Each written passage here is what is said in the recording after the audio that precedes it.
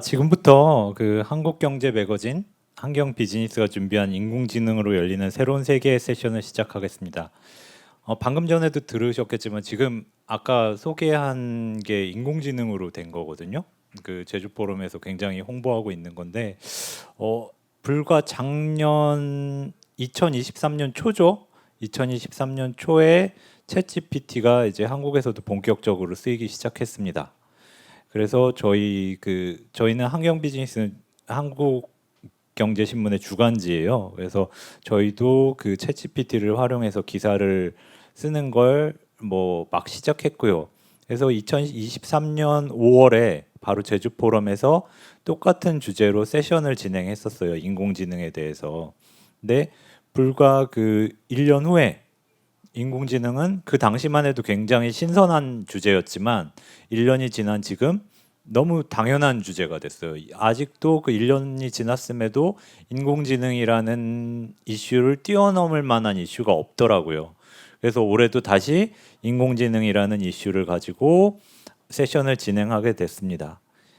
농담인데 작년에 여기 플리토 CTO님께서 와 계시지만 CEO께서 오셨었어요. 근데 CEO께서 오셔가지고 동시통역은 인공지능으로 불가능하다. 사실상 힘들다. 이거는 이렇게 분명히 말씀을 하셨는데 불과 1년이 지난 올해 플리토에서 동시통역을 하는 서비스를 내놨더라고요. 그만큼 세상이 빨리 변한다는 거죠. 그리고 또 다른 한 가지는 플리토 대표님께서 사업하기가 너무 힘드셨대요. 엔비디아 장비를 사기가 너무 힘들어서 그 1년 사이에 엔비디아 주가는 수배가 뛰었고 지금 애플 다음 가는 세계 시가총액 3위가 됐죠. 그 전까지만 해도 20위권 정도밖에 안 됐었는데요. 그렇게 세계 굉장히 인공지능은 세계에 빨리 퍼졌고 우리 삶 속으로 금방 들었습니다.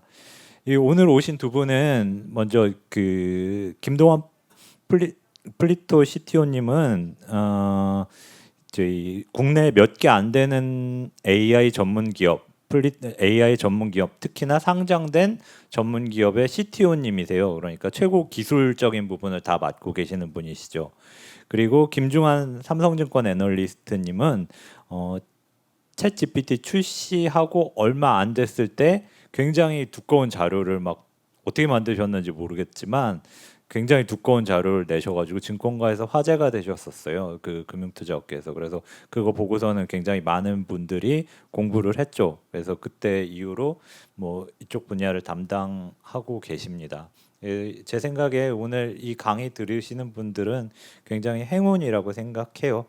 그리고 좀 더 자세히 두 분에 대해서 소개를 드리면 그 김동환 플리토 CTO님은 SK텔레콤, SK플래닛, SK 출신이세요. 거기서 이제 10년 동안 뭐 벤처 관련 업무를 맡아 오셨고 2012년 9월에 이제 플리토를 공동 창업하셨습니다. 세 분이서 공동 창업하셨다고 아까 말씀을 해주시더라고요. 플리토는 그러니까 언어 관련된 그 인공지능에도 여러 가지가 있지만 뭐 좀 더 이따 자세히 설명해 주실 거예요. 언어 관련된 뭐 모델들을 번역 뭐 이런 것들을 다 자동으로 해주는 그런 인공지능 기업이고요. 그리고 2019년 7월에 이제 코스닥에 상장했습니다. 저는 이제 경제 기자예요. 그러니까 경제신문에서 오래 근무했는데 당대에 그렇게 빠른 시간으로 그 상장을 하는 게 쉬운 게 아니거든요. 대단한 일을 해내신 거죠. 그 김중환 애널리스트님은 이제 삼성증권에 계시는데 글로벌 신성장 산업, 기타 산업 등을 이렇게 주로 하시고 계십니다. 외국 위스콘신 메디슨 대학교를 나오셨고요. 원래 대우증권 계시다가 이제 대우증권이 미래에셋 증권으로 합병되면서 미래에셋 계셨고 삼성증권 분야로 삼성증권으로 다시 회사를 옮기셨고요. 예, 국내에서 거의 최초로 요새 해외 주식 투자 다 하잖아요. 근데 불과 몇 년 전까지만 해도 해외 주식 투자하는 분들이 많지 않았거든요. 근데 김조한 의원님은 그 해외 주식 투자를 굉장히 빨리 그 해외 주식 분석을 시작하셔서 뭐 이런 챗GPT나 이런 뭐 엔비디아나 이런 쪽도 분석을 같이 하게 되신 것 같아요. 그리고 저는 한국경제 매거진의 한경 비즈니스라는 주간지고요. 한국경제 매거진은 한국경제신문의 자회사입니다.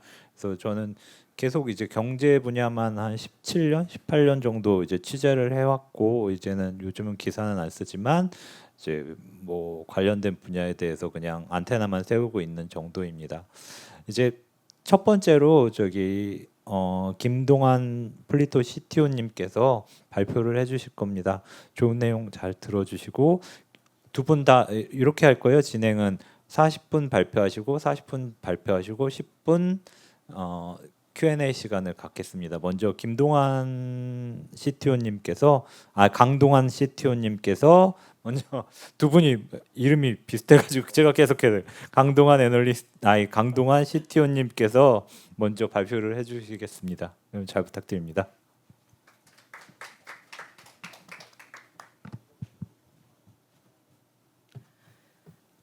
예, 이렇게 좋은 자리에 발표를 하게 돼서 개인적으로 무척 영광이고요. 그런데 참 긴장이 되네요. 인공지능으로 열리는 새로운 세계를 주제로 발표를 시작하겠습니다. 안녕하세요. 저는 언어인공지능 회사 플리토의 강동환이라고 합니다. 예, 지금 요 QR 코드를 휴대폰으로 한번 스캔해 보시겠어요?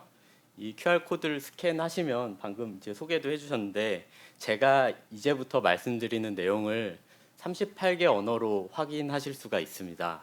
다 스캔하셨을까요?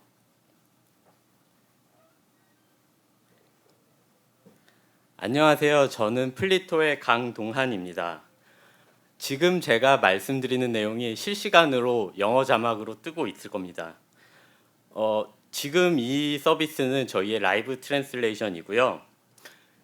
이를 통해서 하나의 언어로 발표하는 것을 다양한 언어를 사용하는 청중을 대상으로 진행할 수 있게 됩니다.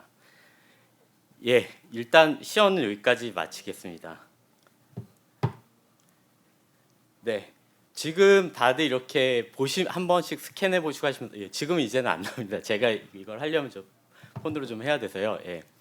되게 몇몇 분은 굉장히 놀라신 것 같아요. 예, 놀라신 것 같고 뭐 이거 정도야 뭐라고 하시는 분도 계신 것 같고 그런데 인공지능이 이렇게 되게 어떻게 보면은 포럼이나 큰 자리나 혹은 뭔가 어려운 그런 기술이나 이런 걸로만 돼 있을까요? 저는 사실 그렇게 생각하진 않습니다. 그냥 저는 일단은 여기는 제주 포럼이니까요. 제주에 우리의 삶 근처를 한번 생각을 해보려고 해요. 예. 사실 저는 그 제주는 관광으로만 와봤고요. 제주에 살아본 적은 없는 그런 육지 사람입니다. 제 입장에서 한번 생각을 해볼게요. 저 같은 육지 사람은 제주도를 이렇게 생각을 합니다. 언제든 시간 나면은 여행을 오고 싶어요. 네.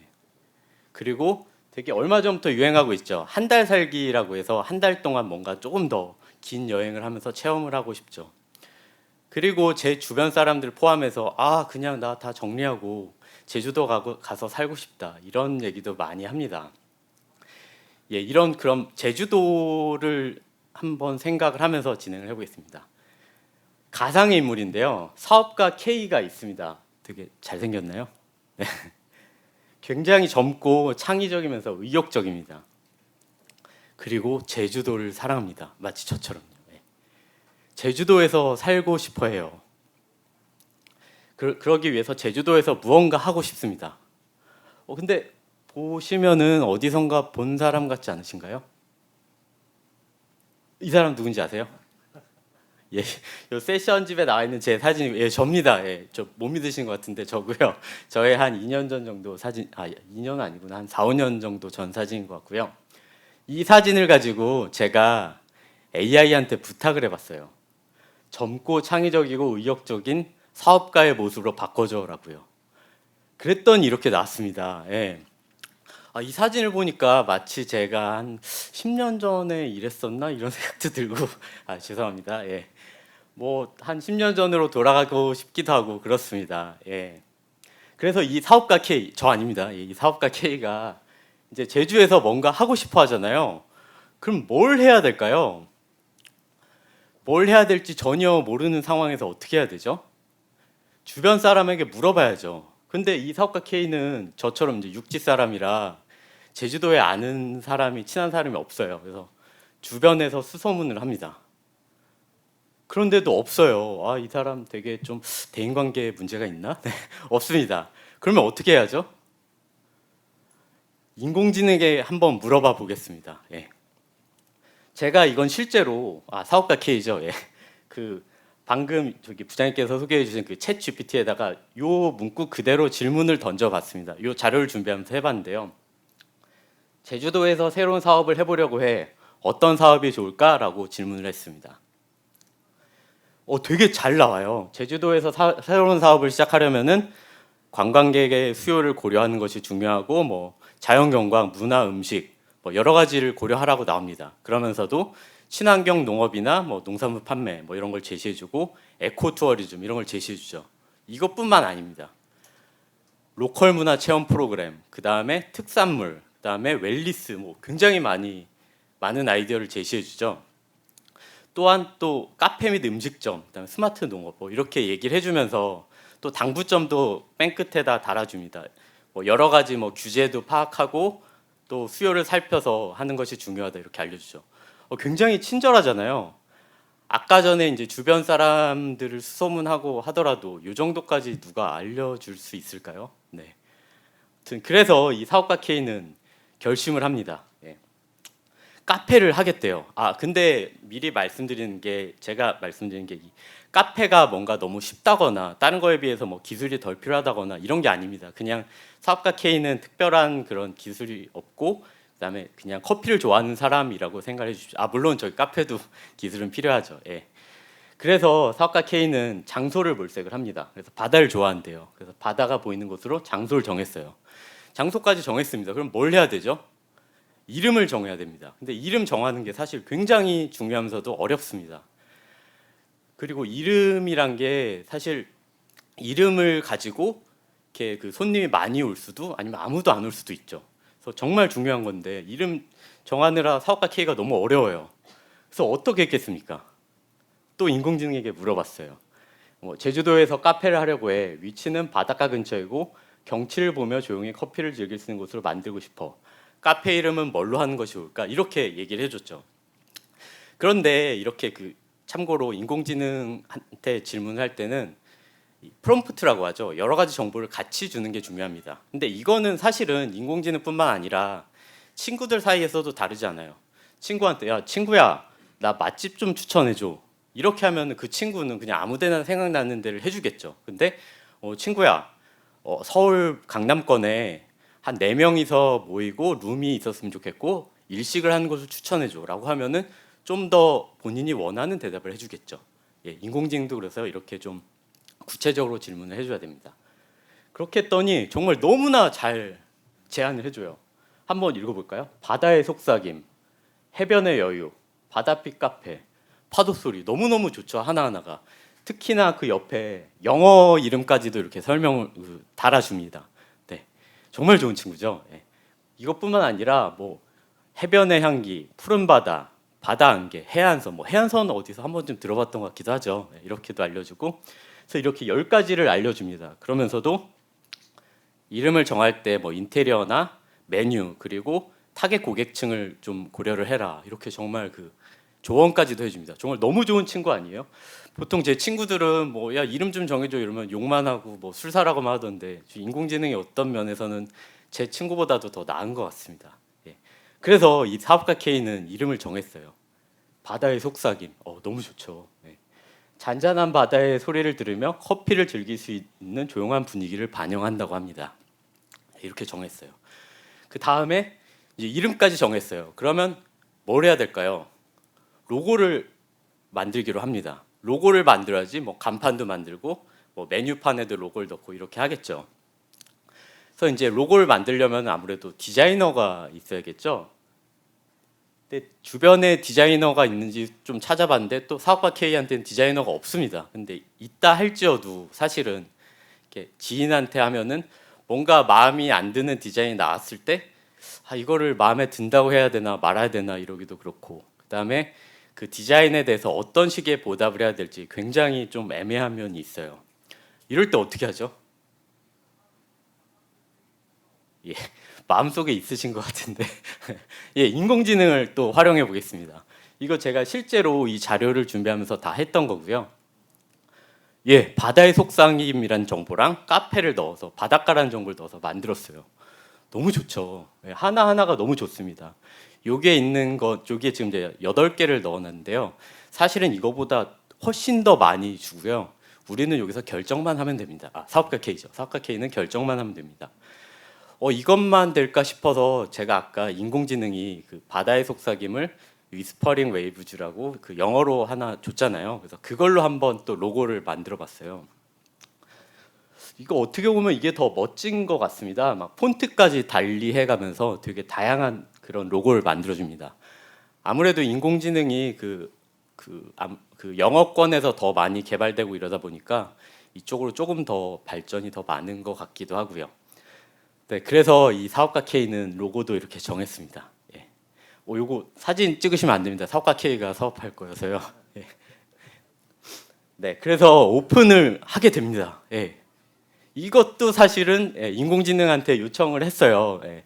바닷가에 뭐 바다가 보이는 곳에서 커피 한잔 할 수 있는 그런 그 카페의 모습을 그려줘라고 요청했더니 이렇게 잘 그려줬습니다.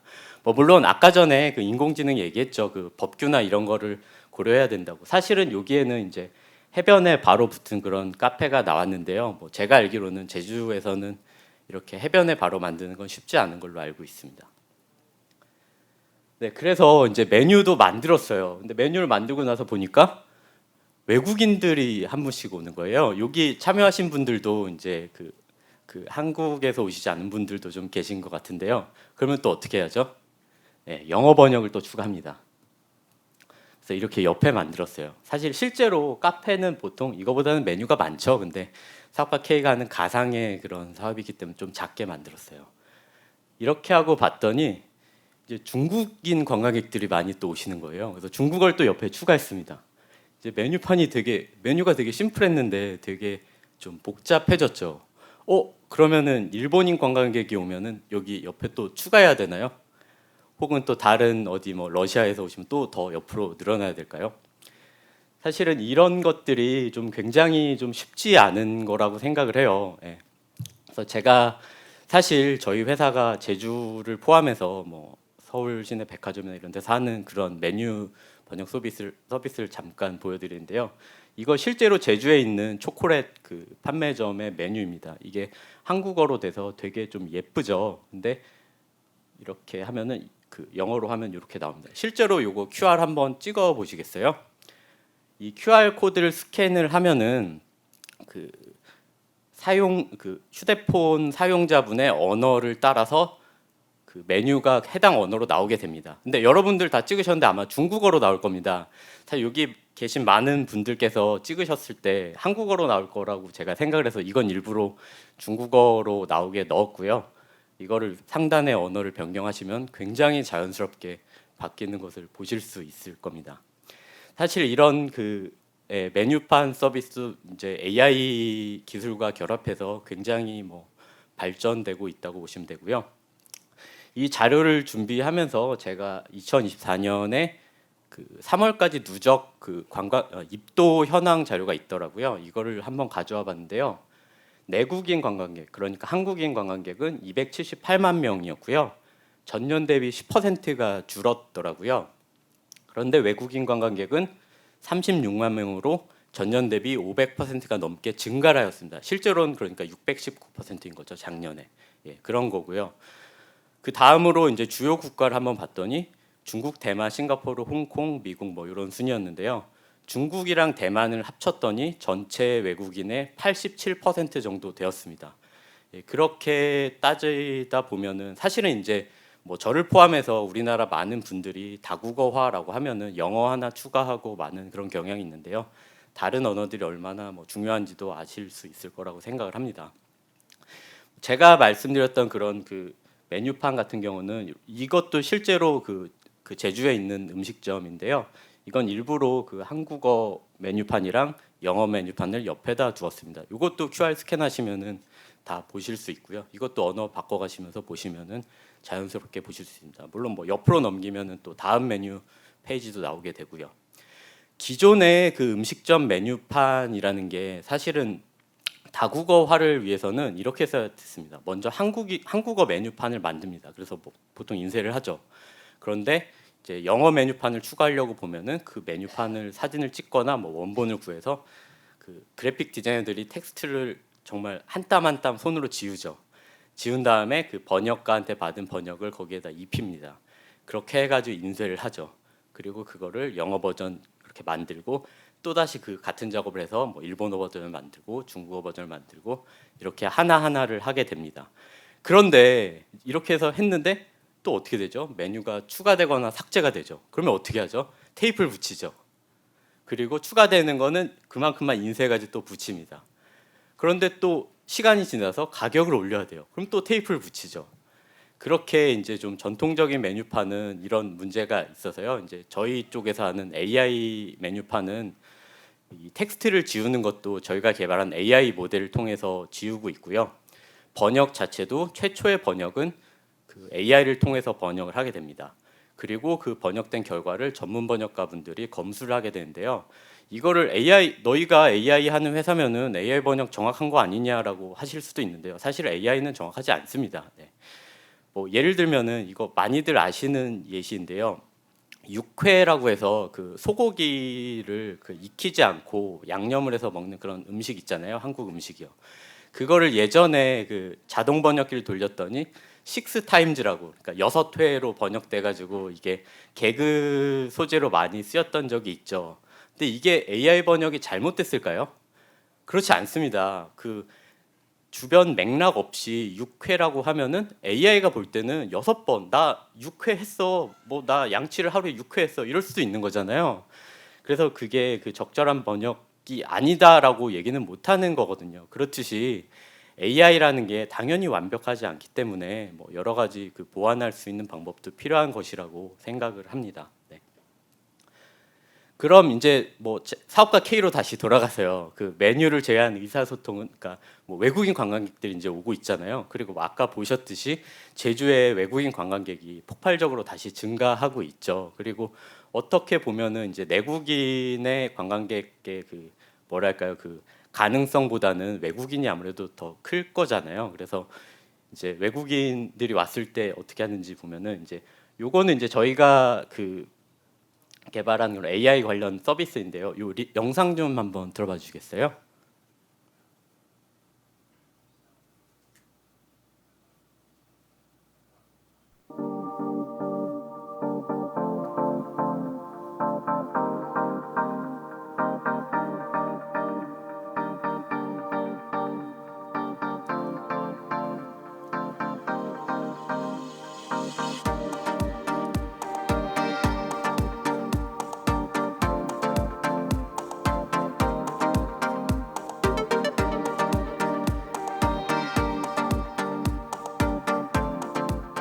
So what do you think about the quality of translation?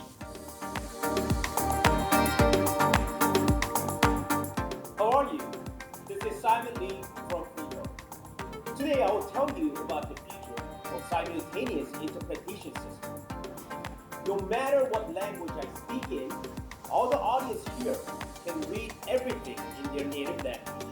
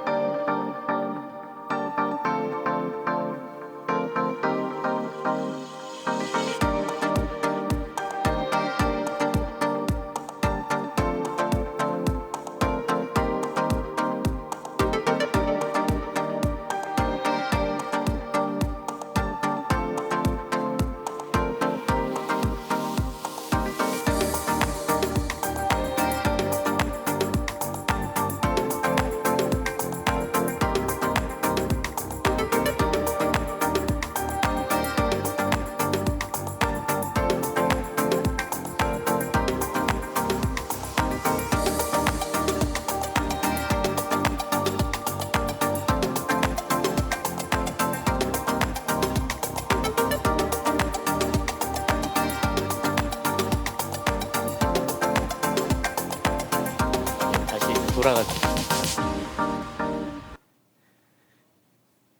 예, 사실 제가 이 자료를 준비하면서 저기 외국인 분들이 여기 많이 오실 줄 제가 생각을 못하고 한국어 자막으로만 있는 걸 준비했는데요. 혹시 나중에 보시고 싶으신 분은 저희 그 플리토 유튜브에 보면은 그 영어 버전도 있고 다 있습니다. 그리고 아까 전에 유튜브에 영어 자막으로도 나오고 있고요. 예, 그렇습니다. 그래서 그 어떻게 보면은 그 제가 이 발표 서두에 보여드린 게 이런 컨퍼런스에서 사용할 수 있는 라이브 트랜슬레이션이라는 그 방금 소개된 영상에서 나온 거고요. 이제 1대1 커뮤니케이션에서 사용되는 그런 AI 서비스가 챗 트랜슬레이션, 그러니까 대화 번역이라고 해서 서울시 관광 안내소나 아까 예시로 나온 그런 뭐 병원 등지에서 많이 사용되고 있습니다. 네. 그래서 이게 그거고요. 네, 그래서 이렇게 저희가 AI 관련된 서비스를 작년부터 하나씩 발표를 하다 보니까 이게 지금 요 사진을 저기 SNS에 올렸더니 이거 그 페이크로 만든 게 아니냐, 합성한 거냐, 혹은 뭐 그 앱으로 만든 거냐라는 그런 말씀들을 많이 해주셨는데요. 실제 화면이고요. 이것도 잠깐 보시고 넘어갈게요. During the Lunar New Year holidays, well, we have a story about how to avoid getting lost in translation. Flitto is a translation and language data platform that says it's now using AI too to help convert voice to text in real time, among other tools. Big clients include Baidu, Microsoft, Airbnb, and Tencent. It's based in South Korea. It's also working with the Seoul Metropolitan Government, which launched its first real-time translation service to help tourists communicate while there. It currently supports up to 40 different languages in various guises and has around 14 million users worldwide. And I'm pleased to say Flitto CEO Simon Lee joins us now from Seoul. Simon, fantastic to have you on the show. I know you have a lot going on at Flitto. I've downloaded the app, so I've been playing with it. You have data services that you provide. You also have the translation tools. Just start by explaining who your clients are and what your primary service provides. Well, first, thank you for inviting me here. Well, Flitto is a language-based AI company with a mission to break down the language barriers we encounter in our daily lives. So we achieve this by developing valuable technology and services, as well as by creating linguistic data to train AI engines, including OCR, voice recognition, machine translation, text-to-speech, like which is TTS, and so on. We leverage a crowdsourcing platform that boosts millions of users worldwide. So our clients are like individual users, who feel the language barrier, and also the companies that develop artificial intelligence in the language field. Okay, so I downloaded the app and I was trying it. I think one of the obvious places, and it's incorporating AI as a first pass, is that you could perhaps take a picture of a menu if you're somewhere abroad and you don't understand the menu, and it gives you the approximate definition of the things that you're potentially going to eat. Is that one of the obvious uses? Because I'm sure that's very useful for people traveling, particularly if you're working with the government there in Seoul. So that's what we call Flitto image translation. And many shops, restaurants, and departments in Asia are already utilizing this technology to translate their menus for their foreign customers. So what sets Flitto's image translation apart is the absence of translation errors. In reality, many translation is an extremely challenging task, and having no translation error seems impossible. The reason behind the flawless translation in Flitto image translation lies in the fact that results generated by the machine are fine-tuned in real time by humans in our platform. So that's the difference, and that's why you can get a perfect translation using that technology. 예, 여기까지 하고 멈춰주시겠어요? 예, 사실 내용이 좀 더 길어가지고 여기까지 하겠습니다.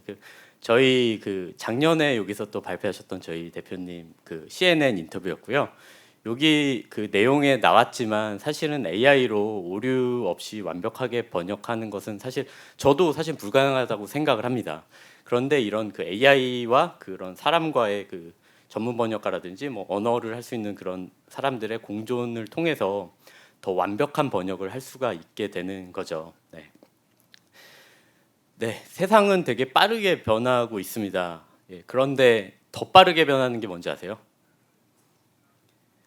여기 부장님께서 말씀해 주셨지만 작년에 저희 대표님이 여기에서 동시 통역은 불가능하다 이런 말씀하셨다고 하는데요. 사실 인공지능은 더 빠르게 발전하고 있습니다. 예. 그래서 이런 그 인공지능이 잘 활용하면 아까 전에 그 사업가 K의 사례를 보셨죠. 뭐 되게 많은 도움을 받고 뭐 이름도 정하고 로고도 정하고 그랬잖아요. 잘 활용하면 엄청난 도움이 될 수가 있다라고 생각을 합니다.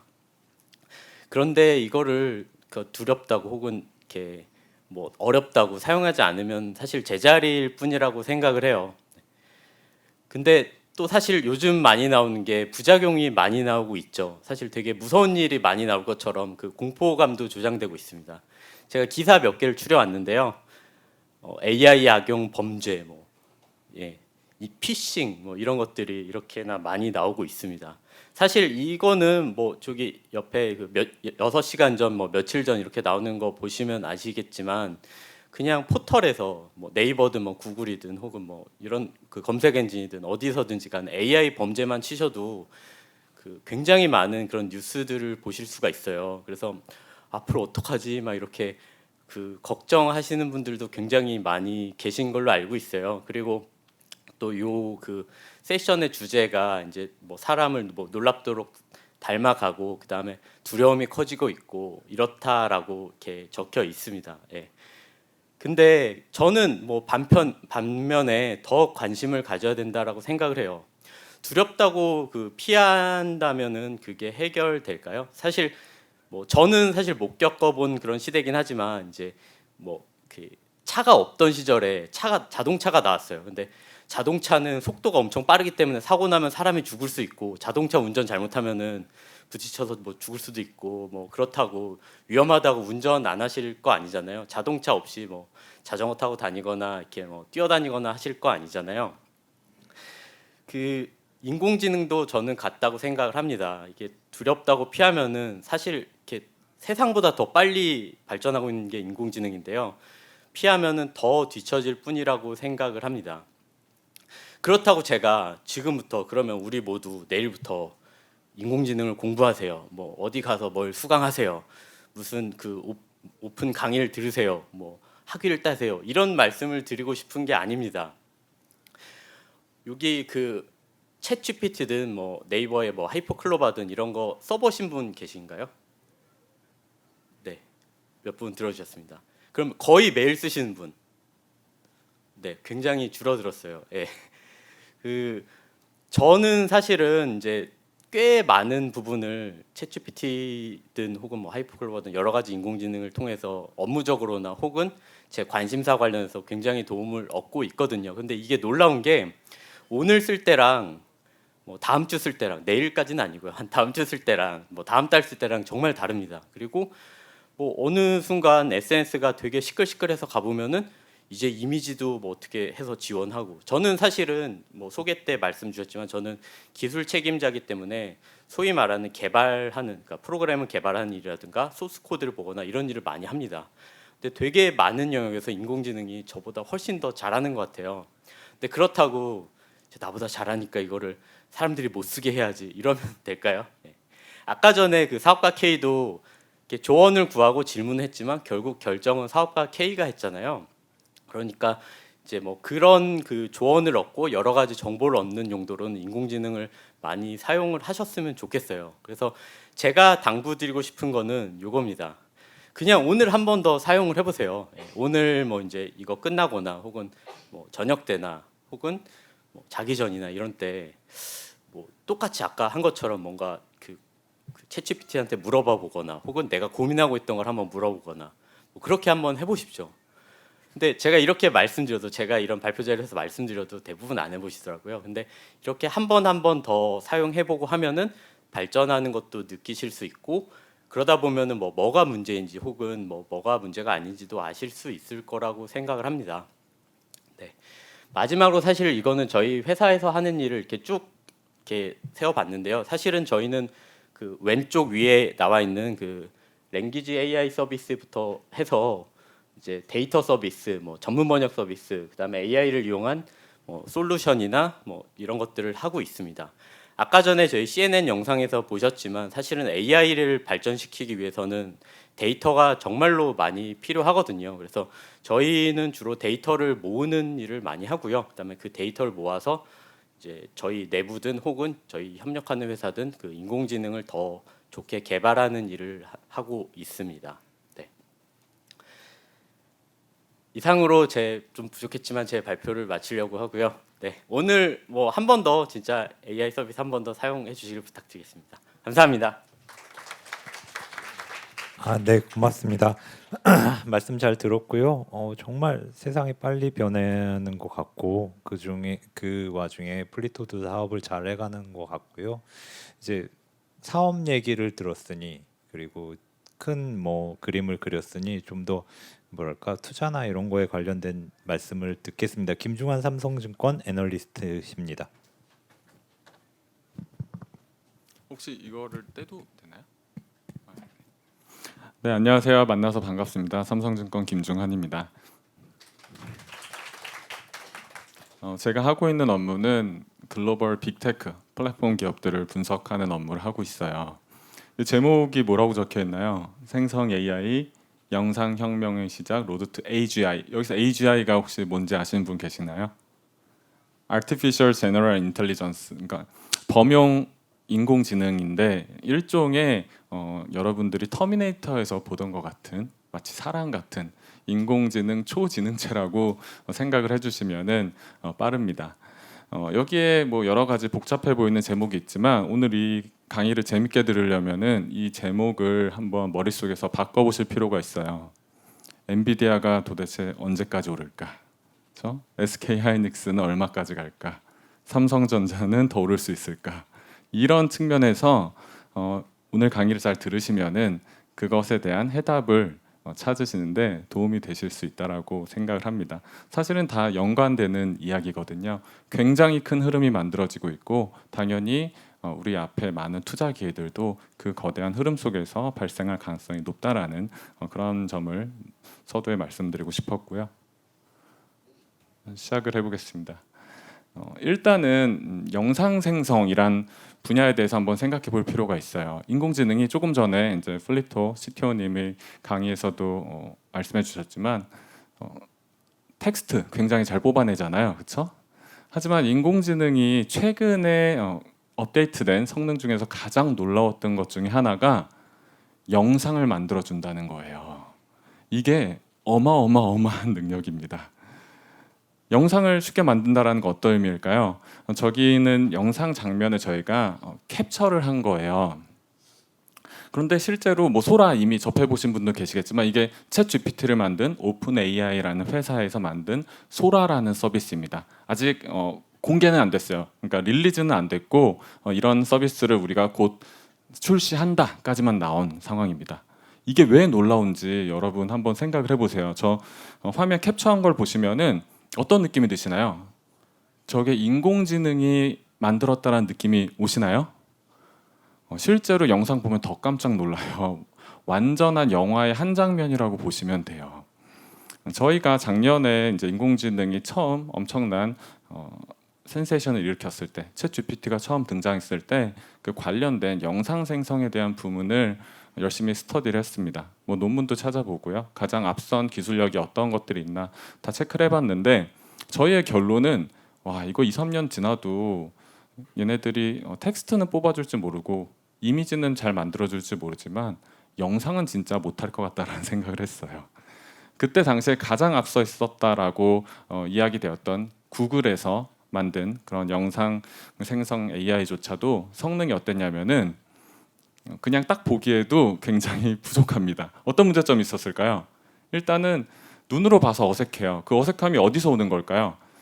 동영상은 사진하고 다르죠. 이미지하고 다릅니다. 프레임이 자연스럽게 연결이 돼야 되는데 그 사이에 일관성이 부족해요. 그리고 우리가 뭔가 본능적으로 이게 우리 세계의 물리 법칙대로 움직이지 않는다라는 것들을 바로바로 느낄 수가 있어요. 영상 생성하면 여러분들은 그 동영상 길이가 몇 분 정도 나오면 좋을 것 같으세요? 길면 길수록 좋겠죠. 맞아요. 그런데 얘네들은 한 4초, 5초 정도 나와요. 그러니까 이게 영상 생성인지 움짤인지 헷갈리는 그 정도 레벨이었다라는 거죠. 그리고 이것들을 상업화하는 데 있어서 가장 중요한 것 중에 하나가 제어를 할 수 있어야 돼요. 인공지능이 우리 말을 안 들으면 안 되잖아요. 막 이상한 게 튀어나오면 안 되잖아요. 영화에 쓰고 싶어도 에디팅을 할 수 있어야 되잖아요. 근데 그런 부분들도 다 잘 안 됐다라는 거예요. 그런데 갑자기 그것들을 제가 말한 이 세 가지 문제점을 한 번에 다 해결한 서비스가 공개가 된 겁니다. 그러니까 사람들이 충격에 빠질 수밖에 없죠. 도대체 어떤 마법이 일어난 걸까요? 소라를 기술적으로 얘네들이 모든 기술을 당연한 이야기지만 자세히 공개하진 않았어요. 여기 제 장표에 있는 복잡한 기술적인 부분을 굳이 여기서 여러분들이 지금 이해하실 필요 없습니다. 중요한 그냥 포인트만 요약을 해서 알려드릴게요. 이게 엄청나게 기존에 없었던 새로운 모델을 썼냐? 그렇지 않아요. 얘가 쓴 모델이 디퓨전 트랜스포머라는 모델입니다. 디퓨전 모델은 그 전에 이제 이미지 쪽 생성할 때 주로 쓰던 모델이라고 생각하시면 되고요. 트랜스포머 모델은 잘 아시는 것처럼 거대 언어 모델을 만들 때, 챗 GPT 같은 거 만들 때 주로 쓰는 모델이라고 보시면 돼요. 이 두 개를 결합했을 뿐이지 사실은 뭔가 새로운 엄청난 기술을 가진 신 모델이 나왔다라고 말하기에는 어렵다라는 거죠. 그런데 왜 얘네들만 이렇게 엄청난 결과물을 뽑아낼 수 있었냐? 이게 오늘의 굉장히 중요한 포인트예요. 도대체 어떤 일이 일어난 걸까요? 이 소라가 공개됐었을 때 이 상황을 한번 잘 생각해 볼 필요가 있어요. 이렇게 엄청난 서비스를 만들었는데 오픈 AI에서 이거 어떻게 공개했는지 아세요?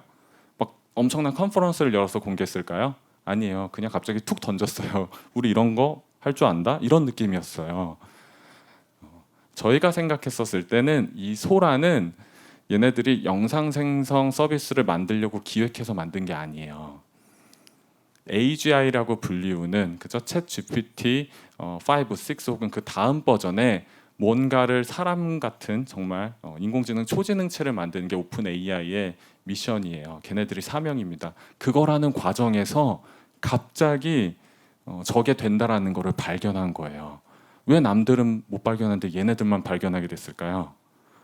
저 트랜스포머 모델의 특징이 그래요. 저 트랜스포머 모델의 특징은 저희가 전문 용어로 인덕티브 바이어스가 낮다라고 하는데 쉽게 말해서 사람이 막 이것저것 여기에다가 개입을 할 필요가 없다는 거예요. 물론 기술적인 디테일은 있겠지만 그냥 가장 단순화시켜서 말씀드리면은 충분한 양질의 데이터를 넣고요. 거기에다가 엄청난 컴퓨팅 파워를 때려 넣으면은 사람이 기대하지 못했던 엄청난 능력이 창발된다가 지금 현재 이 AI 씬의 최선두에서 일어나고 있는 일이에요.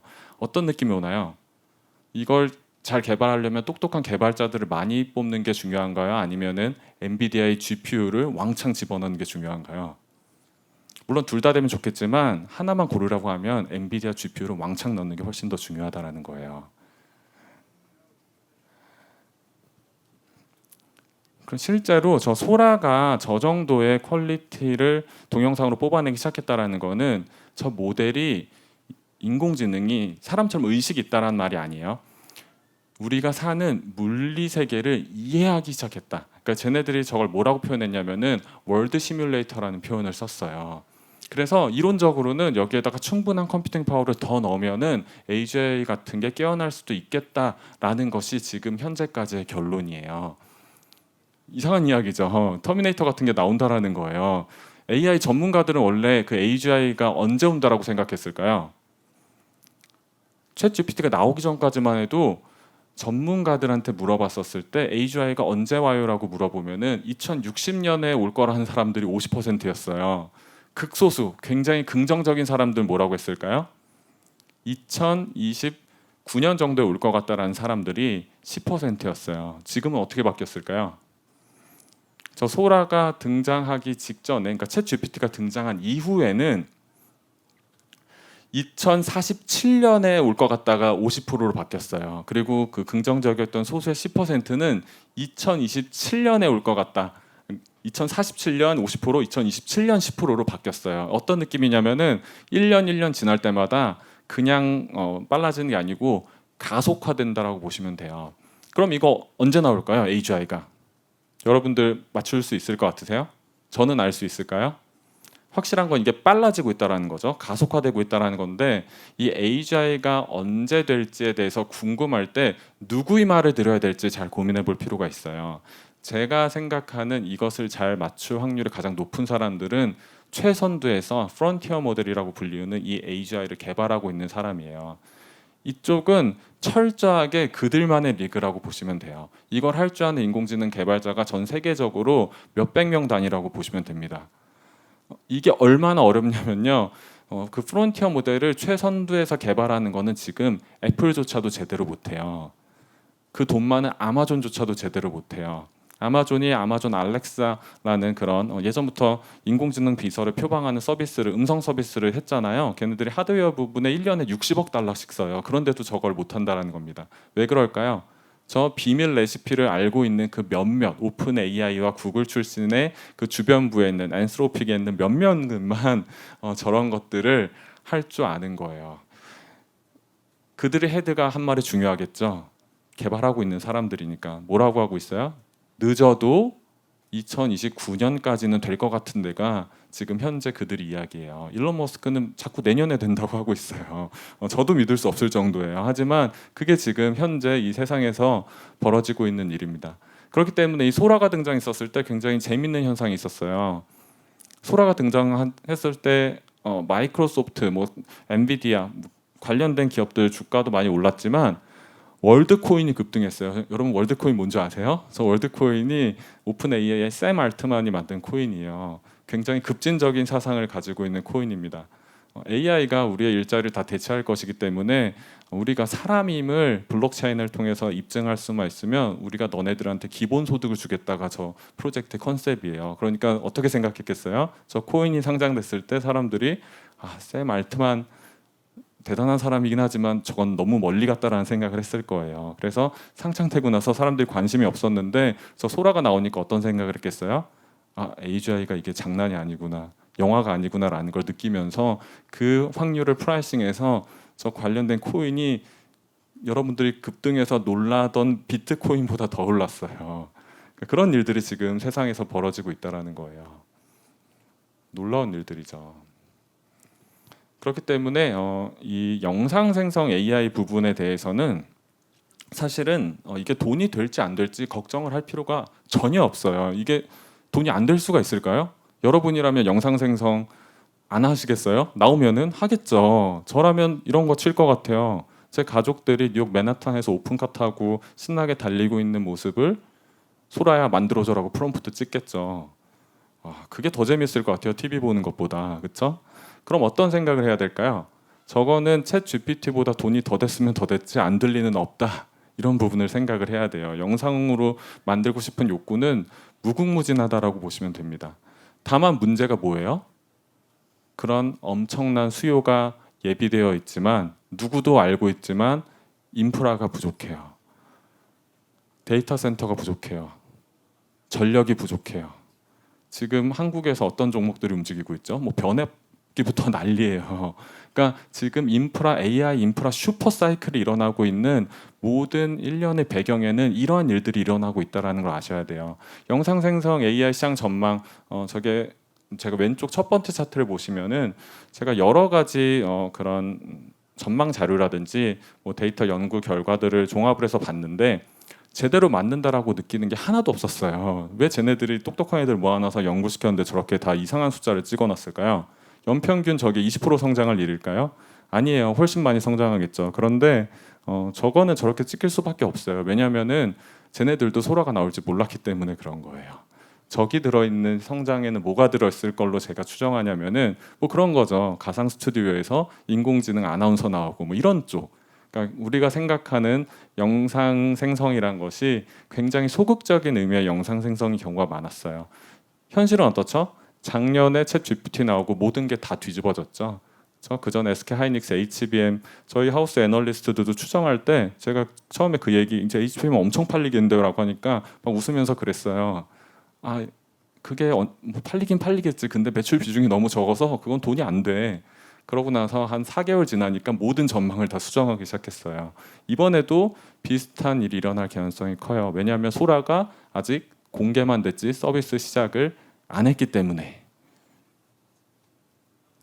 그래서 이 소라가 등장했었을 때 저희가 그래도 얘네들이 이걸 바로 릴리즈할 수 있을까라는 생각을 솔직히 했었습니다. 왜냐하면 일단 비용 문제가 있고요. 그리고 미국에서 지금 대선을 앞두고 있잖아요.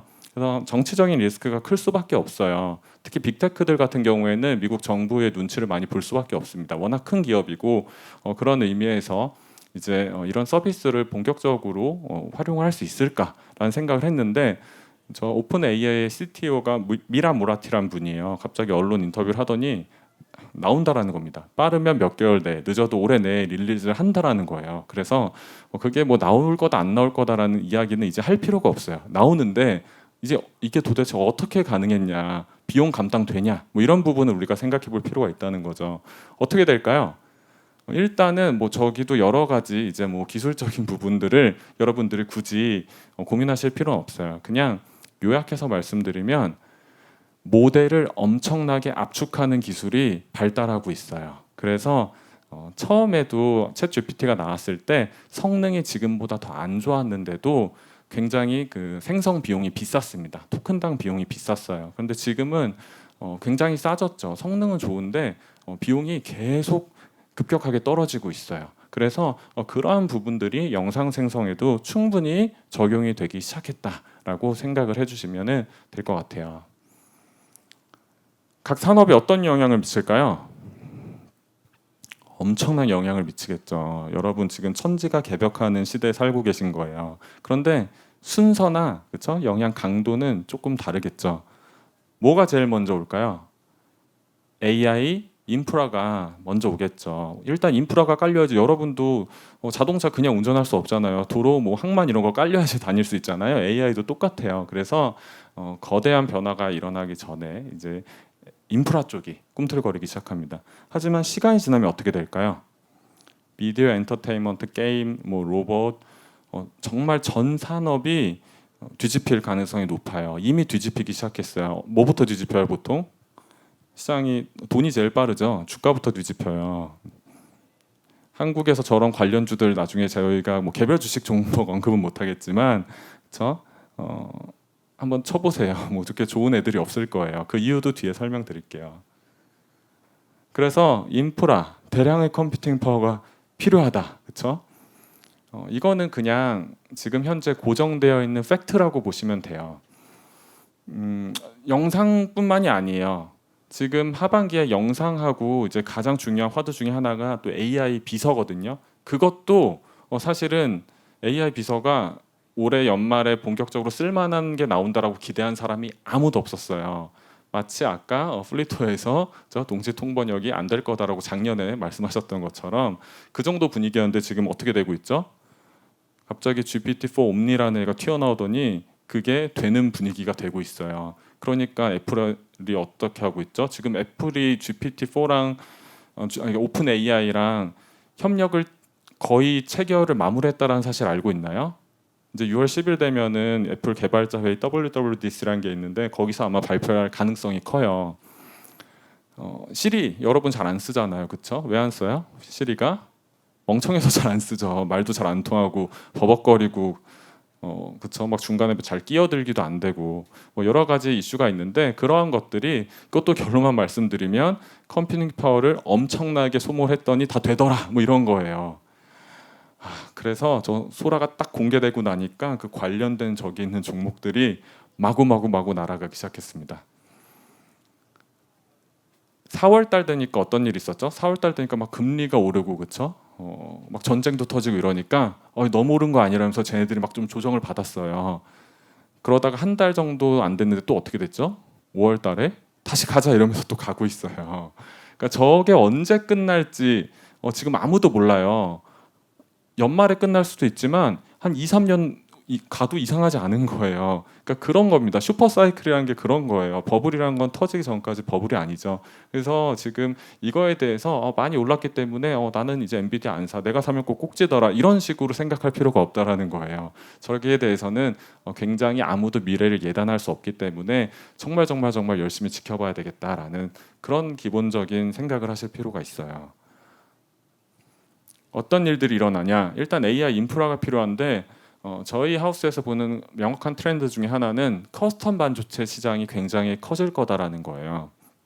무슨 소리야? 엔비디아 GPU 쓰면 되는 거 아니야? 라고 생각을 하실 수 있겠지만 맞아요. 그러니까 지금은 엔비디아 GPU가 성능이 가장 좋고 당분간 대체될 가능성도 적습니다.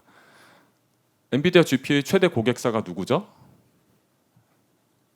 빅테크들이잖아요. 마이크로소프트, 아마존, 구글. 돈 있으면 살 수 있나요? 돈 있어도 못 사요. 기다려야 돼요. 돈을 이렇게 쌓아서 들고 젠슨왕한테 가가지고 줄 서 있어야 돼요. 그러면은 엔비디아가 이제 GPU를 너네들한테 줄까 말까 뭐 이 정도의 분위기예요.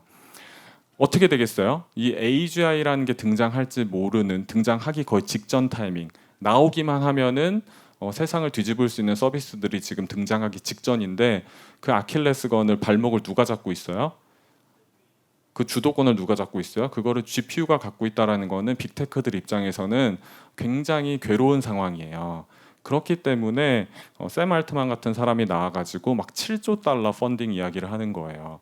반도체 밸류 체인을 자기가 다시 만들고 싶은 거죠. 저 하드웨어 쪽에 발목 잡히기 싫은 겁니다. 빅테크는 빅테크대로 어떻게 되겠어요? 의존도를 무조건 낮춰야 되겠죠. 걔네들이 또 돈은 또 좀 많은 친구들이요, 그렇죠? 인력도 충분하죠. 그러니까 전부 다 자기 자체 반도체를 만들겠다라고 뛰어든 거예요. 그래서 묘한 관계예요. 엔비디아하고 빅테크들은 지금 현재 어떤 고객사, 동반자 관계이기도 하지만 서로 등에 칼을 꼽으려고 지금 서로 대기하는 중이라고 보시면 돼요. 이 합종 연행이 요즘엔 거의 어지러울 정도의 트렌드로 만들어지고 있다라고 보시면 됩니다. 오픈 AI가 어떻게 이렇게 좋은 모델을 만들 수 있었냐? 뭐 여러 가지 요인이 있을 수 있겠지만 작년에 마이크로소프트하고 협력한 게 컸죠. 거의 지분 반 정도를 마이크로소프트가 들고 있어요. 그런데 지금 어떻게 하고 있어요? 요즘에 둘이 헤어질 결심을 하고 있어요. 그래서 오픈 AI는 오픈 AI 나름대로 또 이제 인프라 쪽 다른 쪽들을 찾아서 구축을 하려고 하고 있고, 마이크로소프트는 마이크로소프트 나름대로 이제 좀 노하우가 쌓였다 이거죠. 그래서 외부에서 에이스들을 막 영입해가지고 자체 모델들을 만들고 있어요. 그래서 커스텀 반도체 시장이 커진다는 건 명확합니다. 길게 봤었을 때 자본 시장은 이 정도의 비율을 허용하지 않아요. 비율이라는 거는 엔비디아 정도의 독점 업체가 오랫동안 지속될 가능성을 말하는 겁니다. 그렇기 때문에 저런 엔비디아도 많이 올랐지만 두 번째에 있는 대만 디자인 하우스, 알치 저런 데 있잖아요. 엔비디아보다 주가가 더 올랐어요. 쟤네들한테 가가지고 우리 반도체 만들 건데 도와줘 이렇게 했다라는 거죠. 엔비디아는 어떤 생각을 하고 있을까요? 엔비디아를 대체한다라는 거. 지금 엔비디아가 절대적인 성능을 가지고 있지만 왜 대체되는 걸까요? 서비스의 카테고리가 너무나도 많아요. 그러니까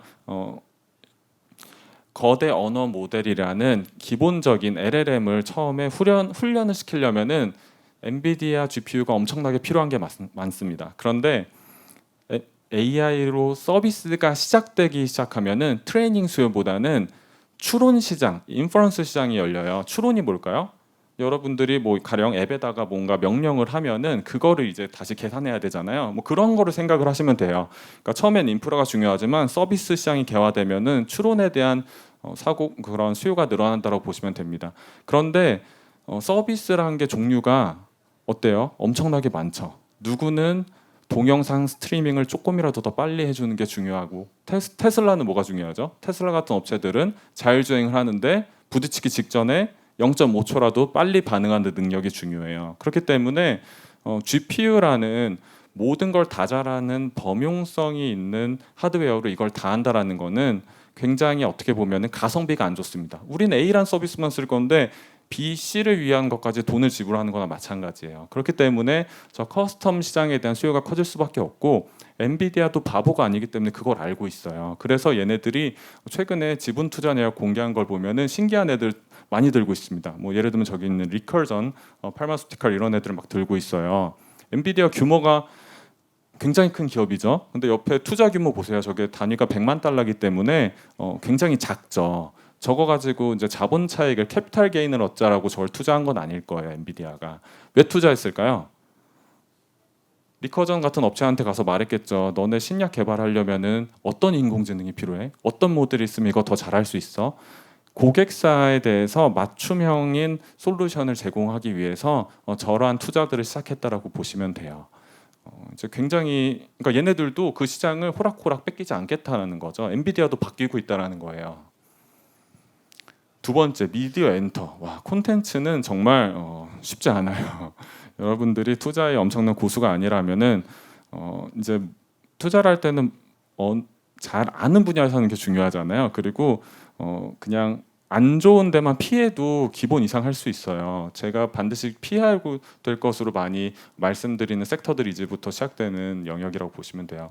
콘텐츠 산업 어떤 일들이 일어날까요? AI를 붙이면은 뭐 영상 생성 길이 같은 게 뭐 소란 지금 1분 정도거든요. 길어지면은 당연히 본격적인 그런 작업에서도 쓰이겠죠. 하지만 그 전에 뭐 프리 프로덕션 뭐 가령 어떤 것들이 있을까요? 이런 거 뭐 여러분 기생충 보셨나요? 스토리보드 같은 걸 이렇게 쫙 만들어요. 이게 상당히 사실 번거롭고 그렇죠? 이것들 하는데 시간도 오래 걸리고 이 스토리보드대로 사람들이 동선 막 짜가지고 수십 명, 수백 명이 된 스텝들이 막 다 움직여야 되잖아요. 그러니까 이 앞에 있는 단계만 스무스하게 인공지능이 도와줄 수 있다라고 해도 전체적인 프로덕션의 어떤 제작 기간, 비용을 굉장히 크게 단축을 시킬 수 있어요. 그래서 이러한 부분들이 이제 본격적으로 활용이 되기 시작한다라고 보시면 되고요. 이런 것들은 어떤가요? 이게 소라가 만든 영상이에요. 여러분들이 영화나 뭐 드라마나 여러 가지 컨텐츠를 제작할 때 드론이 찍은 멋있는 영상 같은 걸 쓰고 싶을 수 있잖아요. 그럼 어떻게 해야 되죠? 관련된 업체를 쓰던지 그렇죠? 관련된 영상을 돈 내고 사서 써야겠죠. 이제는 그럴 필요가 없다라는 거예요. 저 인공지능이 그냥 저렇게 MRP 해안 같은 거를 정말 똑같이 찍어서 만들어줍니다. 기존에 저거 하던 업체들은 어떻게 되겠어요? 네, 쉽지 않을 거예요, 그렇죠? 네, 제가 차마 더 모진 말을 못 하겠어요. 미디어 엔터 어떻게 될까요? 여러분 뭐 자녀 있으신 분 계신가요?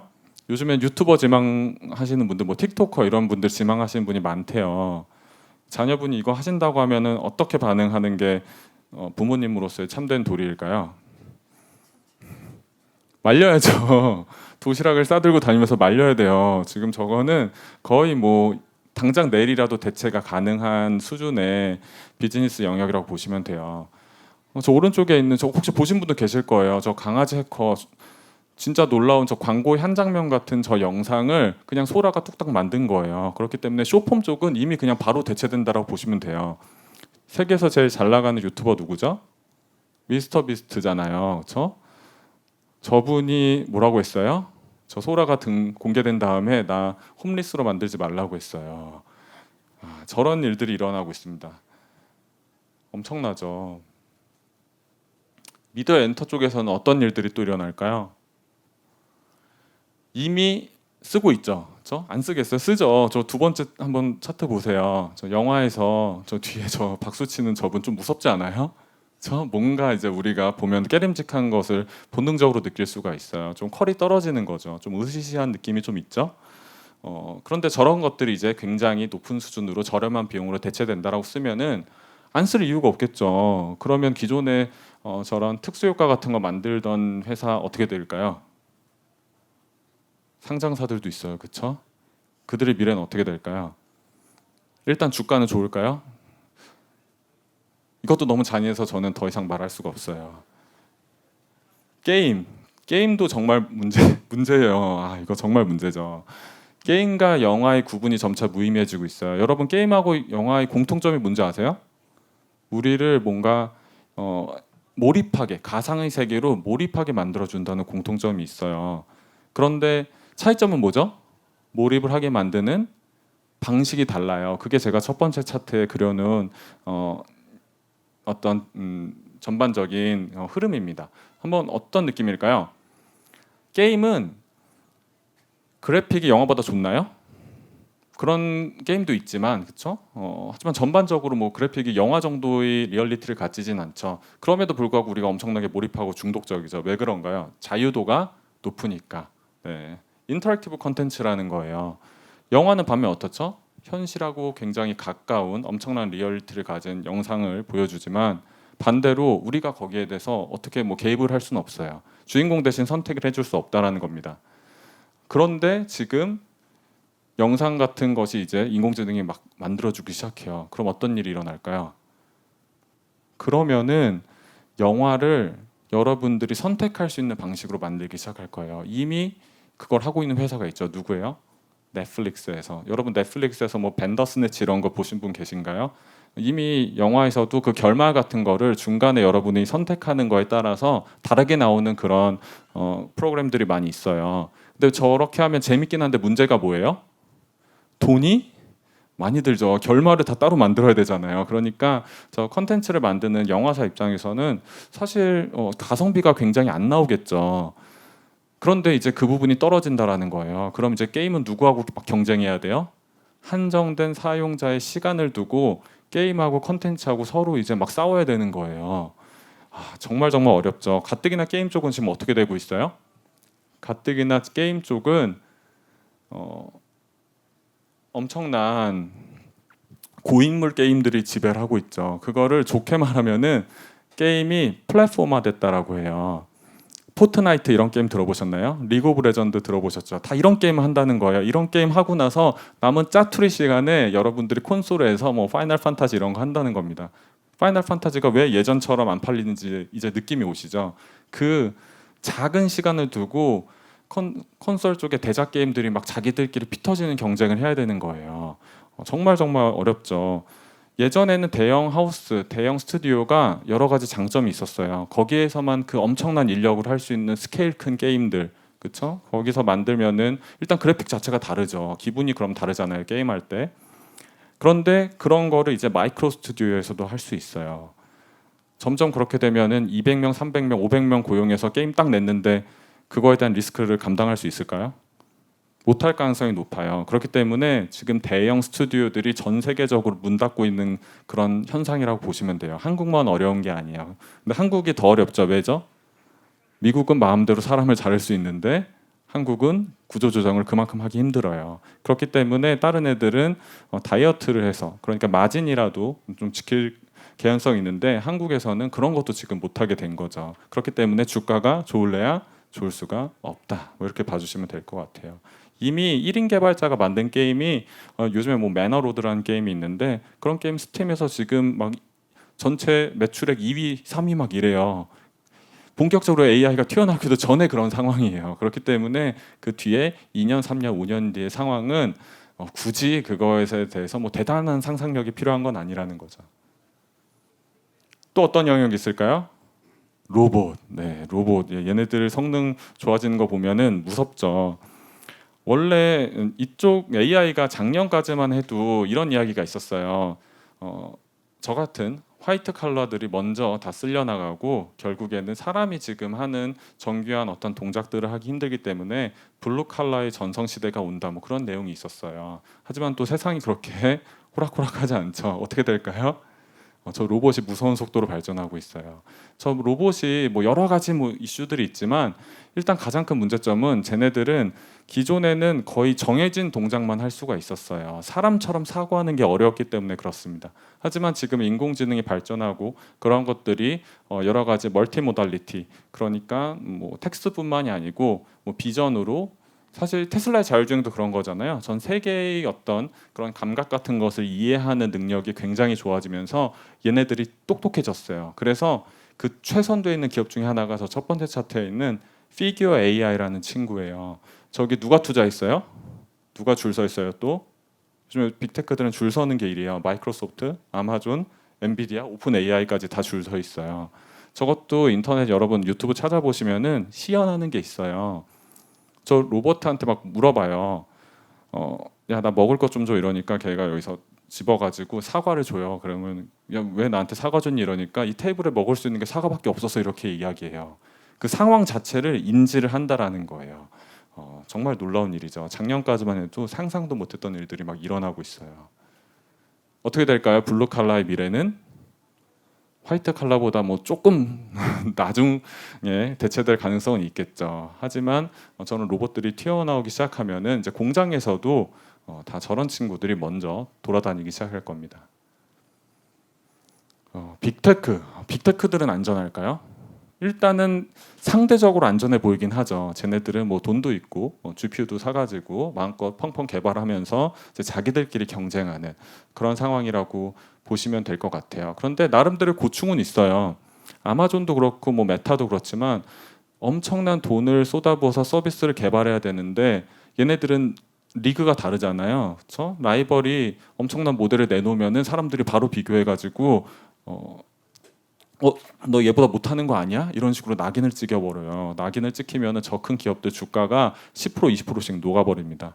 작년에가 그랬잖아요. 오픈 AI가 뭐 공개할 때마다 구글 주가가 막 녹았어요. 이번에 메타 플랫폼즈 실적 발표하고 어떻게 됐어요? 하루에 막 15%씩 빠져요. 실적이 그렇게 나쁜 것도 아니었어요. 그런데 다음 분기 매출의 가이던스를 기대치보다 살짝 낮게 주면서 우리 AI 쪽에 투자 많이 할 거야 이렇게 한마디 하니까 사람들이 AI를 잘하는 건 좋은데 돈을 쓰는 건 싫은데 이런 식으로 굉장히 이율배반적인 태도를 투자자들이 보여줬다라는 거죠. 빅테크도 이렇게 고통받고 있기 때문에 얘네들이 어떤 거를 선택할까요? 빅테크들이 자꾸 스타트업의 영역으로 밀고 들어와요. 버티컬이라고 하죠. 개별 카테고리에 특화된 뭔가가 원래는 굉장히 그쪽에 잘하는 친구들이 하나씩 있었어요. 근데 그거를 빅테크들은 원래 좀 중립적이었거든요. 생태계, 그렇죠? 우리 OS에 들어와서 잘 만들어 보세요. 애플 생태계 좋아요, 안드로이드 생태계 좋아요 이런 게 있었는데 이젠 어떻게 되고 있어요? 자기들끼리 경쟁하느라 급하니까 돈이 많이 되는 거는 카테고리 사이즈가 큰 거는 이거 우리가 해야 돼라는 식으로 너네들은 부스러기 먹으세요 이렇게 말하고 있는 거예요. 굉장히 잔인하죠. 그래서 챗 GPT 그 다음에 소라 그리고 인공지능 비서 서비스가 여러분들이 생각한 것보다 더욱 어마어마한 속도로 본격화될 미래가 뻔한데 거기에서 더욱더 뚜렷해지는 트렌드 중에 하나는 산업 간의 경계가 사라지고요. 경쟁 강도가 높아진다라는 거예요. 그래서 괴로움을 겪는 기업들은 늘어나고요. 승자 독식의 세계가 더욱더 빠르게 펼쳐진다라는 겁니다. 이미 시장에서 그런 부분들을 반영하고 있어요. 소라가 공개되고 나서 어떻게 됐어요? 대체 불가능하다라고 생각됐었던 어도비, 유니티 같은 플랫폼들 주가가 막 폭락하기 시작했어요. 왜죠? 포토샵의 시대에는 어차피 어도비를 대체할 기업은 이미 없어요. 그런데 영상 생성이 튀어나오면 어떻게 되겠어요? 영상 생성을 더 잘하는 기업이 오픈 AI 같은 기업이 거기다 에디팅 기능까지 다 넣어가지고 어도비의 영역을 가져갈 수 있겠죠. 그러니까 저렇게 폭락을 했다라는 겁니다. 무서운 세상이죠. 그래서 일단은 뭐가 잘 될지 뭐 이런 부분도 중요하지만 반드시 피해야 되는 업종들이 있다라는 거예요. 그래서 저 오른쪽에 피해 업종을 잘 피하는 게 중요하다. 뭐 개별 종목도 쓸 수는 있지만 저희가 컴플라이언스 이슈가 있기 때문에 그렇게까지는 할 수 없어요. 그래서 뭐 저런 부분들 중간에 구글 같은 업체조차도 사실은 너네 탑티어 아닌 거 아니야? 오픈 AI보다 못하는 거 아니야?라고 하면서 막 주가를 빼잖아요. 그런데 쟤네들은 어떤 특징이 있어요? 그래도 최근에 어떻게 됐어요? 주가 보면은 좋아요. 왜냐하면 소라에 거의 맞먹는 필적하는 뭐 비오라는 서비스를 공개하고 AI 쪽에 있어서도 프로젝트 아스트라라는 소라의 그런 오픈 AI의 GPT-4 옴니에 대항하는 그 정도의 뭔가 결과물을 보여줬어요. 그러니까 그래도 다행이다라는 생각을 하는 거예요. 그래서 이런 전반적인 흐름을 이해하는 것이 굉장히 중요하다는 겁니다. 그래도 우리는 항상 결론이 있어야 되잖아요, 그렇죠? 이게 뭐 사면 그래서 뭘 사라는 건데 이런 거 궁금하잖아요. 뭐가 좋은 건데 궁금하잖아요. 공개를 하겠다는 거예요. 그래서 여러분들이 여기 있는 기업을 잘 찍어가지고 물론 뭐 개별 기업의 어떤 상황, 그렇죠? 사이클, 밸류에이션 이런 거 다 달라요. 얘네들이 다 똑같이 차트가 생겼겠어요? 아니겠죠. 그리고 이 중에서 유망하다고 썼지만 이미 뭐 나락에 간 인텔 같은 기업도 있어요. 하지만 그럼에도 불구하고 어떻게 해야 되겠어요? 이 안에서 찾는 게 쉽다는 거예요. 여러분들이 수백 수천 종목 있는 그쵸 막 게임까지 포함된 그런 애들이 바닥 찍고 올라오는 거에 베팅하는 것보다 얘네들을 다 관심 종목에 넣어놓고 갑자기 금리가 올라서 막 지수가 빠진다, 그쵸? 갑자기 막 세상이 망할 것처럼 막 빠진다. 그럴 때 트렌드가 깨지지 않았다라면은 이 안에서 고르면은 다시 우상향할 가능성이 높다라는 겁니다. 마치 엔비디아가 그랬던 것처럼. 그래서 지금은 굉장히 큰 흐름이 만들어진 와중이기 때문에 손쉽게 내가 샀을 때 꼭지다라고 생각할 필요가 없다라는 거예요. 이 정도까지 큰 트렌드, 그러니까 그냥 단순히 버블이 뭐 여러 가지 요소가 있지만 무조건 가격이 비싸다고 버블이 아니에요. 지금은 실제로 얘네들은 돈을 벌고 있는 애들이에요. AI에 대한 인프라 투자를 너무나 많이 해야 되기 때문에 테마와 내러티브 두 개가 전부 있을 때는 그 버블의 강도도 엄청나게 길고 세고 오래 갈 수가 있다라는 겁니다. 그래서 그러한 부분들 오히려 아마 뭐 섣부르게 미래를 예측할 수는 없겠지만 저게 자체적으로 애들이 돈을 못 벌어서 이 버블이 터질 가능성은 크진 않아요. 오히려 어떻게 될까요? 우리가 예상하지 못한 매크로 측면에 뭔가 그렇죠? 뭐 금리가 더 오르던 서프라임 비슷한 뭔가가 터지던 경기 둔화가 심해지던 그런 요인 때문에 이번 사이클이 종료될 가능성이 높다라고 보시면 돼요. 여기까지 저희가 말씀드렸고요. 조금 이따가 뭐 Q&A 궁금한 거 있으신 분들은 또 질문해 주시면 답변 드리도록 하겠습니다. 경청해 주셔서 감사합니다. 네, 말씀 잘 들었습니다. 간단하게 저희 Q&A 두세 개 정도 받도록 하겠습니다. 먼저 질문 있으신 분 손 들어주시면 마이크 가져다 드리겠습니다. 맨 뒤에 계신 분부터 먼저. 네, 오전에 스테슨 참여했던 이경정 교수인데요. 제가 예전에 플리토 주주였는데 팔았다가 최근에 다시 들어갔어요. 소문이 있어가지고. 근데 뭐 그런 얘기 하고 싶진 않고 플리토가 구글 번역이 나왔을 때 플리토가 어떻게 변화가 있었는지 좀 궁금하고요. 그다음에 이번에 챗GPT가 나오고 나서 플리토의 사용자의 변화. 그다음에 아울러서 플리토는 번역인데 그 지금 번역가들이 돈을 더 잃고 있는지 아니면 돈을 더 벌고 있는지 좀 잘 아실 것 같아가지고 왜냐하면 AI가 나오면 돈을 이거 직업을 잃는다고 주장하는 분들이 많은데 제가 봤을 때는 번역 AI가 발전할수록 번역가들이 돈을 벌 수도 있다라는 가설이 있어서 혹시 그걸 제일 우리나라 잘 아는 회사는 플리토에 계신 분들일 것 같아요.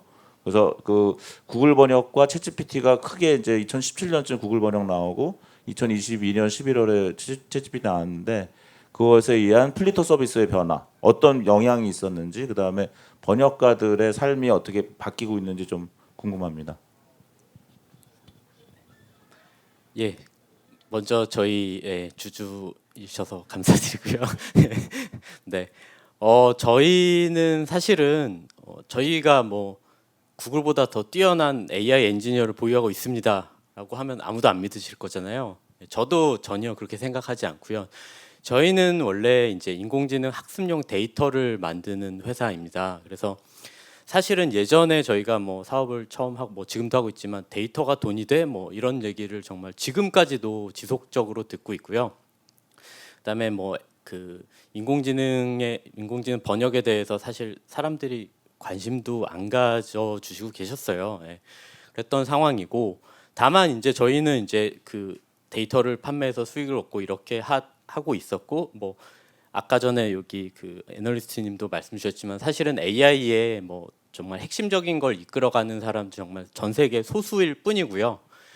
저희는 다만 이제 데이터를 많이 모으고 또한 그 데이터를 양질의 데이터로 모으다 보니까 이제 그들이 공개한 그런 뭐 알고리즘 아까 전에 뭐 트랜스포머 알고리즘 좀 또 말씀해 주셨는데요. 그런 게 공개되고 하다 보니까 저희도 이제 GPU를 가지고 돈을 막 써가면서 학습을 시킨 거죠. 그렇게 해서 이제 저희 자체 번역기도 만들게 된 겁니다. 예. 그렇게 해가지고 뭐 하고 있지만 사실은 저희는 이제 주가 되는 거는 뭐 여전히 이제 데이터 쪽이고요. 다만 이제 뭐 구글 번역이 나왔거나 챗GPT가 나왔거나 했을 때 특히나 챗GPT 같은 경우는 이제 저희의 주가가 거기에 따라서 오르락내리락 하더라고요. 그래서 예전에 아무도 관심을 안 가졌다면 이제 많은 분들이 관심을 가져주시는 그런 그 좋은 그런 면도 있었고요. 대신에 이제 주식으로 이제 돈을 버시는 분이 계시면은 잃는 분도 계시잖아요. 그래서 원망도 좀 개인적으로 좀 듣기도 했고요. 물론 뭐 저희랑 이렇게 뭐 크게 뭐 관련이 있다 없다 말씀을 드리긴 좀 어려운데요. 뭐 그런 정도로 말씀을 드리고 싶고요. 그다음에 이제 번역가 분들한테는 사실은 저희 뭐 그 서비스 상에서 돈을 많이 버는 분들은 많이 버시고요. 다만 이제 어느 한 영역에 계속 그 정체됐다고 할까요? 그쪽을 하시는 분들은 이제 좀 줄었다라고도 볼 수가 있어요. 왜냐하면 예전에 캐주얼하게 번역 요청하던 그런 것들도 지금은 이제 뭐 파파고 번역이나 뭐 구글 번역이나 혹은 요즘 또 되게 떴던 게 디벨 번역이라고 있죠. 그런 번역기들이 워낙 좋아지다 보니까 그런 캐주얼한 번역에 대한 수요는 좀 줄어들고 있고요. 그럼에도 불구하고 이제 우리가 뭐 이메일을 쓰거나 뭔가 중요한 업무 문서를 쓸 때는 그런 번역으로만 하기에는 굉장히 어렵잖아요. 그래서 그런 영역이라든지 뭐 뭔가 스페셜리티가 있는 번역가분들은 뭐 여전히 이렇게 잘 버시는 분도 계십니다. 또 그와는 또 별개로 이제 뭐 챗GPT나 이제 뭐 국내에선 뭐 하이퍼클로바 X라고 있잖아요. 그런 LLM을 이제 그 교육을 할 때 예전에는 그러니까 작년 같은 경우는 되게 그 LLM 같은 거 있어서 되게 제너럴한 그런 그 데이터를 많이 넣었다면은 요즘은 조금 더 특화된 데이터를 많이 넣고 있거든요. 그래서 저희 플랫폼에서 돈을 버시는 분들이 이제 그런 특화된 쪽으로 하시는 분들은 뭐 여전히 뭐 혹은 예전보다 더 많이 버시는 분도 계시다고 말씀드릴 수 있을 것 같습니다. 네, 이상. 예, 답변이 되셨는지 모르겠는데 이경전 교수님 맞으시죠? 예, 저희 사실 저기 지금 질문 주신 이경전 교수님은 그 AI 분야에서 두 분이 강의를 들어도 될 만큼 석하 계시고요. 질문 감사드립니다. 참석해 주셔서 감사합니다, 교수님. 그리고 그 다음에 앞에 계셨던 분, 예, 안녕하세요. 제가 인도네시아에서 온 대학원생 러사입니다. 제가 그 CTO님께 질문이 있는데요. 사실 지금 제가 논문 쓰고 있는데 그 GPT나 다른 AI 많이 쓰고 있는데 그 만약에 우리 한국어에서 영어로 번역하면 너무 잘 돼 있는데 근데 반대로 하면 그 흐름은 또 이상하고 그렇게 됐습니다. 그 플리터에서는 어떤 그런 기능이 있는지 그 번역하면 그 둘 다 잘 돼 있는 번역 될 수 있는지 그거 궁금하고요. 그리고 그 플리터 제가 개인적으로 사용한 적이 없기 때문에 잘 모르겠지만 플리터에서는 만약에 우리가 쓰면 그 cultural context 같은 것도 들어가 있는지 궁금합니다. 감사합니다. 네. 사실 이제 번역에 대해서 조금 더 말씀을 드리면요. 이제 그 LLM이 나오기 전 그런 번역기를 말씀을 드릴게요. 뭐 인공신경망이라고도 하죠. 그러면 보통 이제 뭐 저희 같은 경우는 코퍼스라고 부르는 그런 데이터가 있어요. 뭐 예를 들면 단순하게는 안녕하세요랑 헬로랑 뭐 니하오 뭐 이런 것들 제가 인도네시아어는 잘 모르겠네요. 아무튼 뭐 그런 것들을 많이 모아가지고 문장 대 문장으로 막 학습을 엄청나게 많이 시킵니다. 그렇게 해서 하다 보니까 이제 한 문장 한 문장은 그 번역을 굉장히 잘해요. 그런데 이제 긴 문장 같은 경우는 약간 그 뭐랄까요 그 어투가 중간에 바뀌거나 이런 일도 생기게 됩니다. 근데 그런 것들은 사실 어쩔 수가 없는 게 문장별로 학습을 시켜서 그렇거든요. 그런데 예전에 이제 번역에서는 세 문장을 번역 요청을 했는데 중간에 한 문장을 누락을 해가지고 결과가 두 문장이 나오는 경우가 굉장히 좀 문제가 되는 경우가 많았어요. 그래서 그런 걸 막기 위해서 사실은 한 문장 한 문장씩 학습을 시켰던 거고요. 근데 이거를 이제 그렇게 하지 말고 긴 문장을 학습시키면 어떨까라고 했지만 이제 그렇게 여러 가지 트라이도 해보고 했는데요. 이제 그러던 사이에 이제 LLM이란 게 나왔죠. 뭐 챗GPT나 뭐 이런 그 뭐 클로드 뭐 여러 가지 것들이 나왔죠. 그래서 이제 그렇게 하지 말고 번역된 결과를 그런 그 LLM을 통해서 한번 이렇게 교정을 보자라고 했더니 사실은 더 좋아지는 거예요. 그래서 지금 요즘의 번역의 트렌드는 사실은 그렇게 가고 있고요. 그쪽에 있는 게 어떻게 보면 이거 번역 왜 이렇게 잘 되지라고 하는 그런 디벨이 사실은 그런 쪽으로 하는 걸로 알고 있습니다. 근데 이제 뭐 인도네시아어 쪽이 좀 잘 안 된다라고 하면은 사실은 이제 그거는 어떻게 보면 그 데이터의 문제라고 좀 볼 수 있을 것 같고요.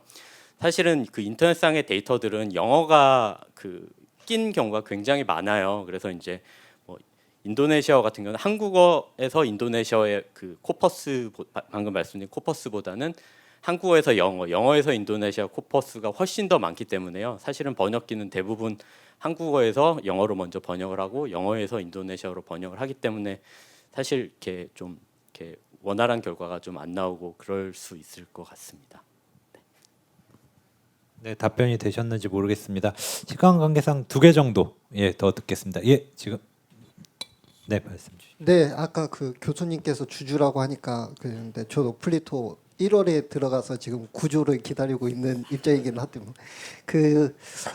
일단은 그 AI와 관련해서 한국이 일단은 미국이나 중국보다는 그 많이 격차가 줄어들고 있잖아요.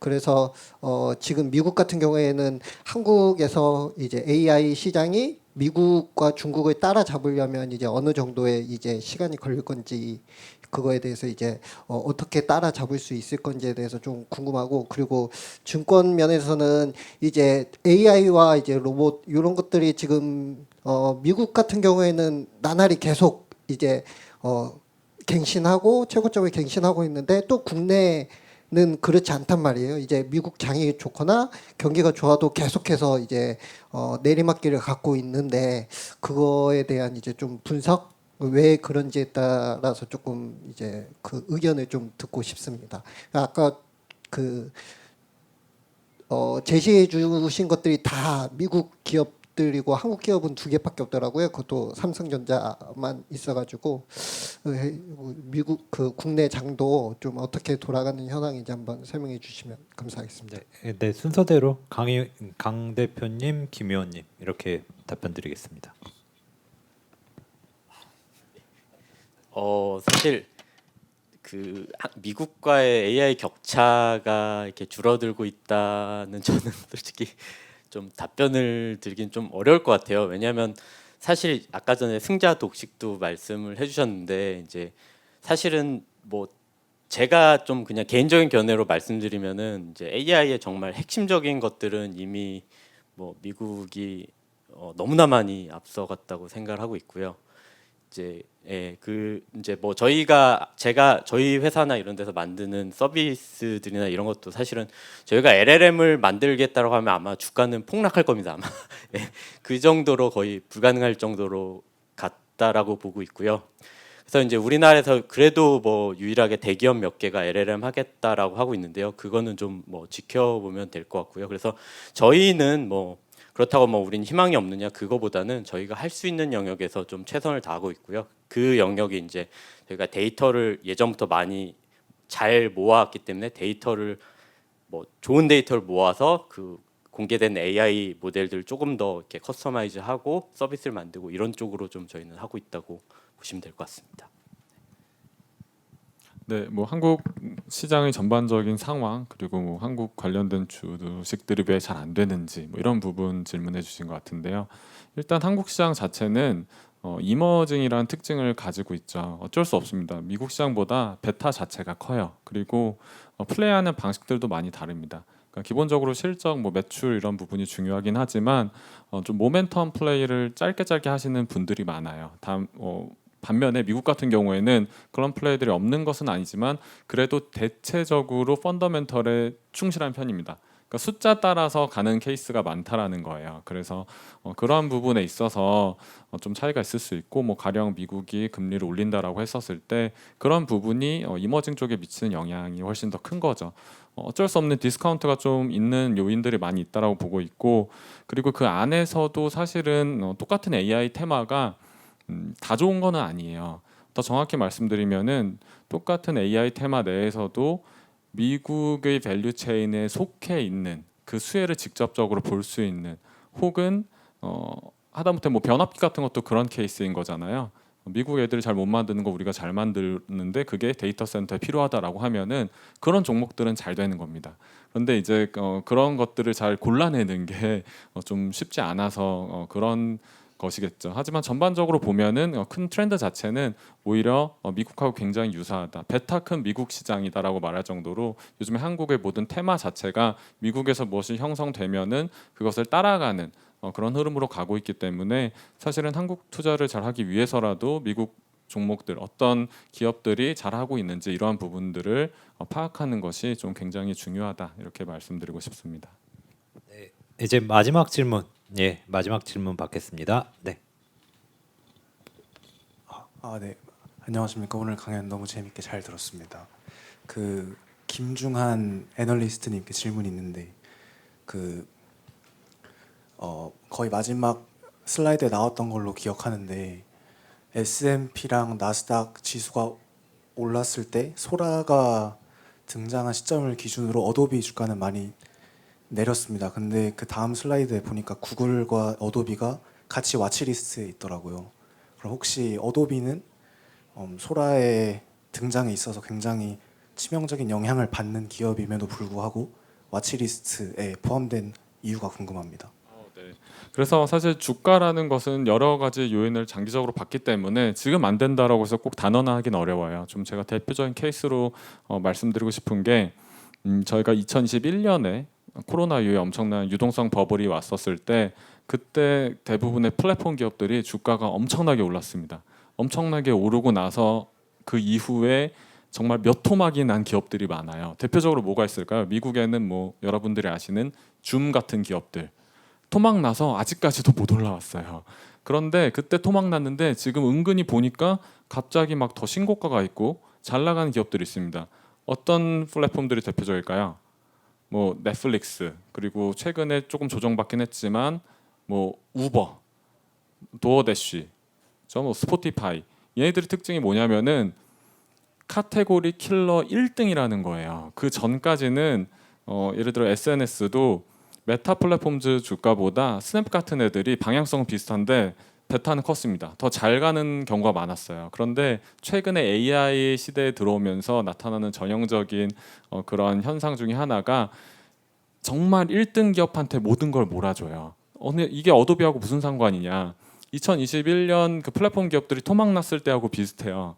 지금은 피해주로 낙인 찍혀 있지만 얘네들이 정신 차려서 그 안에서 다시 한번 자신들의 그 업계 1등 장악력을 바탕으로 그게 데이터가 되었던 기존의 고객이 되었던 그런 것들을 레버리지해서 훌륭한 결과를 만들어낼 수 있다라고 한다면은 다시 오히려 AI의 수혜주가 될 수가 있습니다.